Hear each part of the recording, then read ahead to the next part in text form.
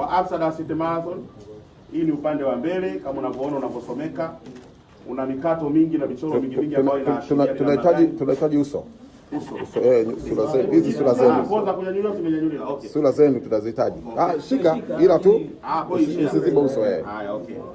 Sasa kama unavyoona uzi una michoro aina mbalimbali ambayo unaelezea Uafrika wetu, uhalisia na namna gani ambavyo tunakwenda kuhakikisha sio watu wanasema ni kijola wenyewe watu wa mjini. Kwa hiyo ndio kijola chetu.